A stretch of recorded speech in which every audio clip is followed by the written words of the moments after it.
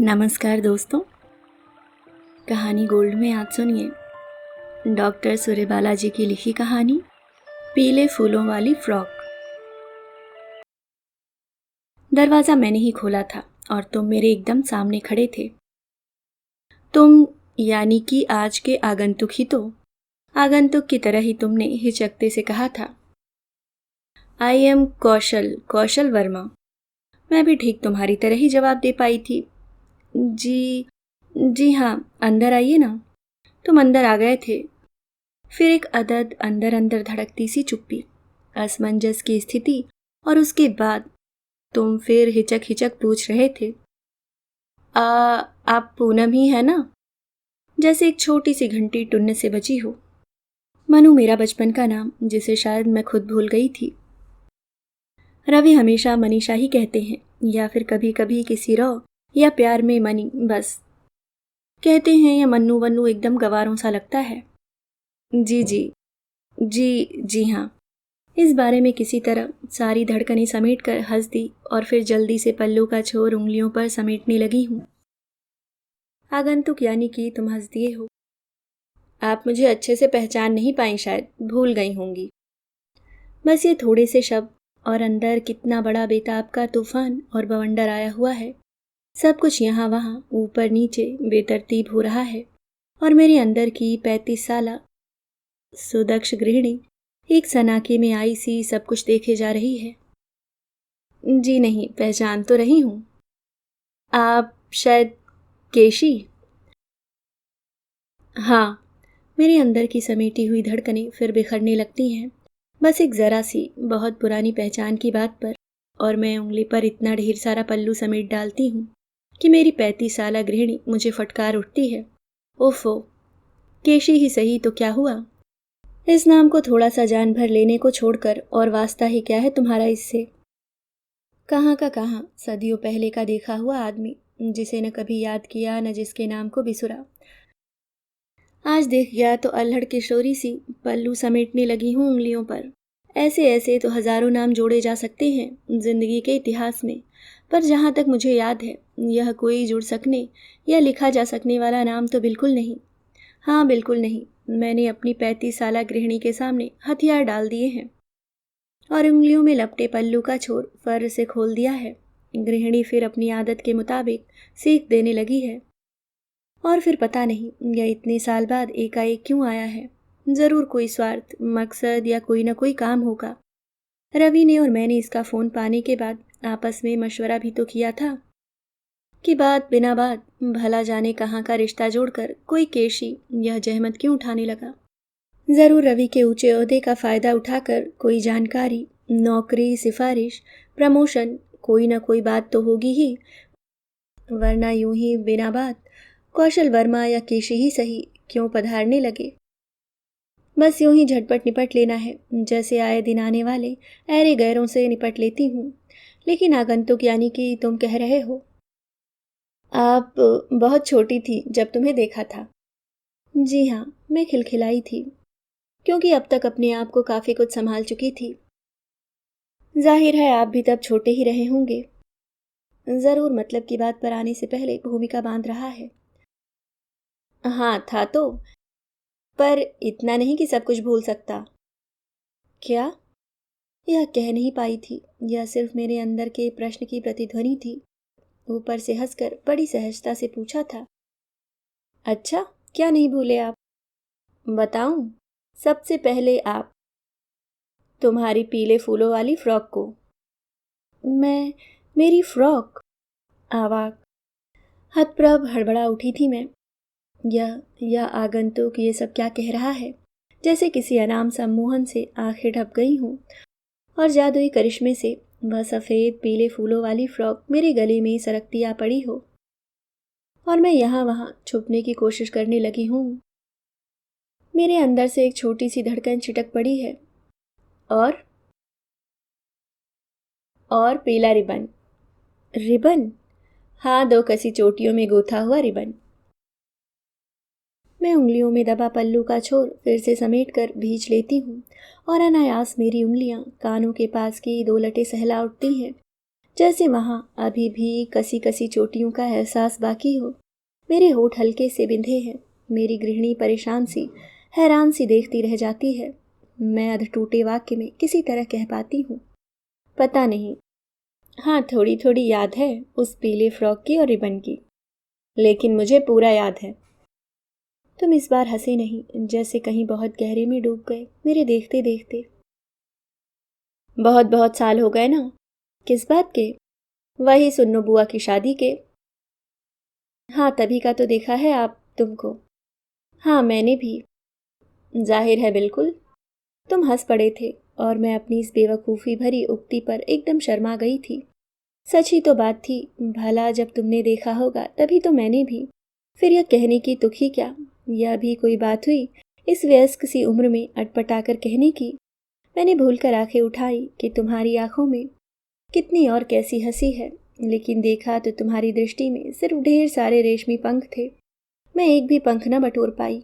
आंखें संकोच से झुक गई थीं। तुम फिर से उस पीले फूल वाली सदी के छोर पर पहुंच गए थे। उस शादी में तुम्हें याद है, एक शाम करीब आधे घंटे के लिए बिजली ही चली गई थी पूरे मोहल्ले की। हाँ हाँ, याद है। मौसा जी, फूफा जी सब लोग परेशान थे कि शादी की लगन इतनी तेज है कि गैस के हंडे तक नहीं मिल रहे थे। मोमबत्तियां जल गईं तो तय हुआ कि इस अंधेरे में और कुछ तो हो नहीं सकता, चलो गाने की अंताक्षरी की जाए। हाँ हाँ, एक ग्रुप में सभी आदमी लोग और लड़के और दूसरे में औरतें और लड़कियां। मैं उत्साहित थी। तुम्हारी वाली पार्टी एकदम बेकार थी, ज़्यादातर बिना बात शर्माने वाली और देर तक नाना करके तब पी पी कर गाने वाली लड़कियां थीं। लेकिन आपके ग्रुप में तो किसी को भी गाने का शऊर नहीं था, सब गलत और बेसुरा गाते थे, एकदम ऊटपटांग। उससे क्या, हम सब किसी अक्षर से गिरते ही फौरन गाते थे। तुम लोग देर लगाती थी और हर बार अपनी पार्टी को हार से बचाने के लिए तुम ही गाती थी। हाँ, क्या करती, मैंने उदासी और तुनक से एक साथ कहा। लेकिन कितने सारे गाने याद थे तुम्हें, बाप रे, इतनी छोटी थी तुम। फिर भी जब गाती थी तो हमारे तरफ के सब लोग सिर हिलाकर वाहजाही जताते थे। पता नहीं, मैं झेपी। क्या क्या गाती थी उन दिनों, जाने कहाँ कहाँ के गाने। मुझे याद है तुमने कौन कौन से गाने गाए थे उस दिन। मैंने देखा तुम मेरे आगंतुक फिर डूब रहे थे। मैंने तुम्हें चुहल से ऊपर खींचा, हंसकर बोली, वैसे तो मुझे भी याद है आप कैसे एक बार एक गाने के बीच के एक शब्द एकदम भूलकर शर्मा गए थे। सब लड़कियां हंसने लगी थीं। अंधेरे में खिलखिल करती एक दूसरे के कान में फुसफुसाने लगी थी, बहराइच वाली मामी के छोटे भाई हैं, बीच में भूल गए गाना। मेरी तरफ भी सब फुसफुसाते थे। वही पीली फ्रॉक वाली है ना, अकेली झांसी की रानी सी लड़े जा रही है जीत के लिए, वरना इन सबको तो कभी का हरा दिया होता। ओह, आपको कितना कुछ याद है। हाँ, मुझे सब कुछ याद है, यह भी कि तुम्हारी पार्टी अंत में हार गई थी। वह हार मेरे जेहन में सचमुच आज तक मौजूद थी, यह मुझे आज ही पता चला था। जाने कैसे मैं भी सदी के उस छोर पर पहुंच गई थी। सिर झुकाकर उदास स्वर में मैंने स्वीकारा था, हाँ। और तुम आंगन के कोने वाले खंभे के पास जाकर चुपचाप खड़ी खड़ी रोई थी। नहीं नहीं तो। लेकिन मेरी आवाज़ खुलेआम काँप रही थी। मैं रुक रुक कर हार मानती सी बोली थी, लेकिन आपको कैसे मालूम। कैसी अजीब सी बात है ना, जबकि खुद तुम्हें छोड़कर अभी तक किसी को नहीं मालूम ना कि आज से 22 साल पहले तुम घुप अंधेरी रात आंगन के कोने वाले खंभे से टिकी रो रही थी, निशब्द एक जरा सी अंताक्षरी हार जाने पर। लेकिन आपने कैसे जाना, चारों तरफ तो अंधेरा था। मैं उस अंधेरे में उस खंभे के पास से हाथ में मोमबत्ती लिए गुजरा था। जानबूझकर। ओह, कैसी बेसब्र हुई जा रही हूं मैं। यह नहीं बताऊंगा। और तुम्हारी आवाज़ मोमबत्ती की लौ सी ही कापी थी। क्या हो गया था मेरे मन को, कितनी कितनी उतावली हो रही थी मैं, लेकिन क्यों पता नहीं। शायद उस समय खुद मुझे भी नहीं मालूम था कि क्यों। जब तुम अंधेरे में खंभे के पास खड़ी रो रही थी, मैं तुम्हारे पास जाना चाहता था। असल में बड़े भैया ने ताश मांगा था तो सबसे पहले मैं ही झटपट उठ गया था। लेकिन वह मेरे रोने वाली बात मेरी उतावली और सिहरती चली जा रही थी। यूं ही जाने क्यों मुझे पहले से ही बुरा लग रहा था। मैं सोच रहा था कहीं तुम रो न दो। असल में मैं तुम्हें दिलासा देना चाहता था। सच बहुत बुरी लग रही थी तुम्हारी हार। बहुत बहुत ममता आ रही थी तुम्हारे रोने पर। मैंने हैरान आंखें उठाई थी। इस बार तुम्हारी आंखों में पंख नहीं थे, लेकिन इतनी साफ छलछली गहराई थी कि मुझे लगा कोई भी डोंगी लेकर इस गहराई में न तिर पाऊंगी। सो किनारे से ही घबरा कर लौट पड़ी। लेकिन यह सब क्या हो रहा है? यह आगंतुक मोमबत्ती लिए मुझे मेरी ही किनकिन अंधेरी गुफाओं में घुमाता फिर रहा है। किस अधिकार से, किस अनुमति पत्र के सहारे? इसकी भूमिका ज़रूरत से ज़्यादा लंबी नहीं होती जा रही थी। आखिर यह चाहता क्या है? वह सब बाद में पूछ लेना। अभी जो बातें चल रही हैं ऐसे ही चलने दो ना। बीजी पैसे, रत्ती थी। गेहूं साफ कर पिसाने को ले जा रही थी। मैं पैसों के साथ साथ उसे हिदायत देने लगी थी। तुम आटे चावल के टीन ठीक से बंद नहीं करती रत्ती, चूहे आने लगेंगे। कस कर बंद करके ऊपर से, बल्कि कोई भारी बाट या कुछ रख दिया करो। उस शादी में भी एक बार तुम शायद आटे चावल वाली कोठरी में कुछ लेने गई थी कि जोर की चीख सुनाई पड़ी थी। सब लोग भाग कर आए तो तुम बदहवास पत्ते सी सन्नो बुआ से चिपकी कांपती रोती जा रही थी। तमाम लोग तुम्हें थपथपाते पुचकारते जा रहे थे। पता चला तुम्हारा पैर एक बड़े से चूहे पर पड़ गया था। तुम हंसे थे। फिर मेरी आंखों में सीधे देखते हुए तुमने पूछा था, तुम्हें याद है? थोड़ा थोड़ा, मैंने झेपते हुए कहा। लेकिन नहीं, मैं झूठ बोली थी। मुझे वह बात पूरी वैसी की वैसी याद है। यह भी कि किसी के कहने पर तुम ही दौड़कर मेरा रोता मुंह धुलाने के लिए क्लास में पानी लाए थे। मैंने यह बात एक बार रवि और बच्चों से भी बताई है, पर बच्चों या रवि किसी के सामने भी पीले फ्रॉक और पीले रिबन वाली पत्नी या माँ की तस्वीर नहीं आ पाती थी।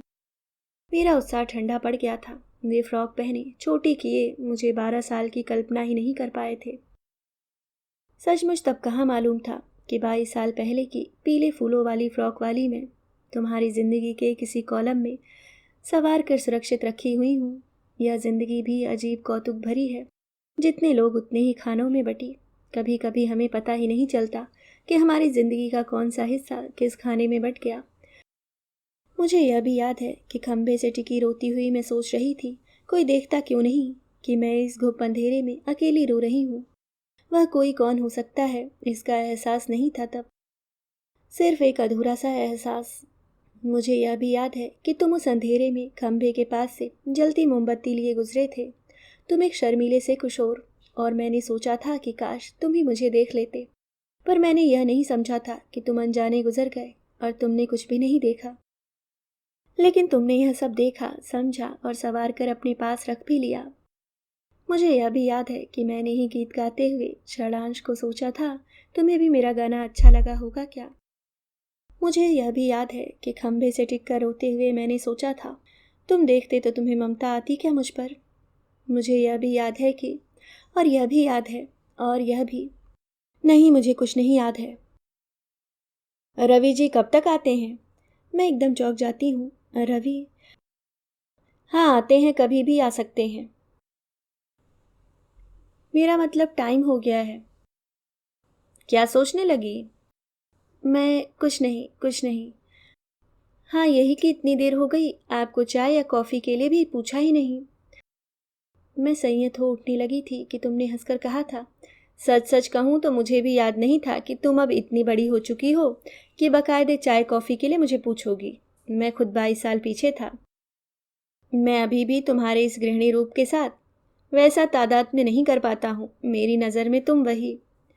उफ, यह 22 साल मुझे एकदम बेतरतीब करता चला जा रहा है। एकदम सब कुछ गुड़मुड़ उलझ सा गया है। लेकिन तभी फ़ोन की घंटी बजती है और सब कुछ संभल जाता है। फ़ोन रवि का है। आगंतुक के बारे में पूछकर कहते हैं, सुनो ज़रा, कुछ ज़रूरी काम आ पड़ा है, मैं देर में आऊँ तो कोई हर्ज? तुम ही चलता कर सकोगी उसे? बहुत ज़रूरी है, रुकना प्लीज़। उसे मैं, हाँ ठीक है, थैंक्स। और हाँ, बिंदु का बुखार कैसा है? बुखार? हाँ, पता नहीं, अभी इधर टेम्परेचर नहीं ले पाई, कम लगता है। ओके। रवि ने आश्वस्त भाव से रिसीवर रख दिया है। रवि जी का फ़ोन था? हाँ। आ रहे हैं क्या? नहीं, कुछ ज़रूरी काम आ पड़ा, आपसे क्षमा मांगी है। ओह, पर आ गए होते तो अच्छा था, मन था उनसे मिलने का। मैंने कौतूहल भरी दृष्टि उठाई है। सुना है बहुत अच्छे नेचर के हैं। कैसे मालूम? मैं हंसी। यूं ही कभी कहीं बातों के बीच किसी ने बताया था। मुझे एकदम से याद आया, और आप शादी तो काफ़ी पहले ही हो गई थी ना, पत्नी बच्चे? हाँ हाँ बिल्कुल। तुम हंसे थे, मुक्त हंसी। एक अदद पत्नी निरुपमा नीरू, और 2 बच्चे मधु और छवि। बस इसके बाद फिर एक असहज सी चुप्पी। और क्या कैसे पूछूं? काफ़ी देर हो गई, चलता हूँ अब, है ना? फिर से वही आधी बवंडर, ऊपर नीचे डवाडोल। किसी तरह संयत हो पूछती हूँ, लेकिन आपने यह तो बताया नहीं कि आप आए कैसे थे, मतलब किसी काम से? तुमने एक बेहद निष्पाप दृष्टि मुझ पर डाली थी। एक क्षण को वह दृष्टि झील की तरह थमी थी मेरे चेहरे पर। क्या तुम सच सच अब भी यह जानना चाहती हो? और बस एक अच्छा तो कहकर तुम तेजी से दरवाजे के बाहर हो गए थे। मैं दरवाजे को कसकर पकड़े स्तंभित अपलक देख रही थी। तुम जा रहे हो। 22 साल पहले के एक अल्हड़ अतीत को मंत्रबल से पुनरुज्जीवित कर, उसमें प्राण प्रतिष्ठा कर तुम जा रहे हो। तुम्हें अब शायद कभी ना देख सकूं, लेकिन आश्वस्त हूं कि तुमने मुझे पीले फूलों वाली एक फ्रॉक में जीवन भर के लिए सहेज कर रख लिया है। कहना चाहती हूँ कि लो, यह मेरी जिंदगी के इतने घंटे, इतने मिनट लंबा और इतने मिनट चौड़ा टुकड़ा तुम्हारे नाम, यह टुकड़ा मैं तुम्हारे हवाले कर रही हूँ। यह सिर्फ मेरा अपना और तुम्हारा है, इसमें और किसी की साझेदारी नहीं। अजीब सा लगता है ना, लेकिन यह सच है। यह भी कि एक रेशमी झिलमिली यवनिका धीरे धीरे अदृश्य होती चली जा रही है। देहरी पर खड़ी इस गृहिणी ने अपनी मुट्ठियों में पल्लों का छोर ही नहीं, एक सदी का छोर भींच रखा है। हाँ, सच है यह भी। अभी आप सुन रहे थे डॉक्टर सूर्यबाला जी की लिखी कहानी पीले फूलों वाली फ्रॉक। उम्मीद करती हूँ दोस्तों कहानी पसंद आई होगी। मिलती हूँ किसी और नई कहानी के साथ। तब तक के लिए मुस्कुराते रहिए। धन्यवाद।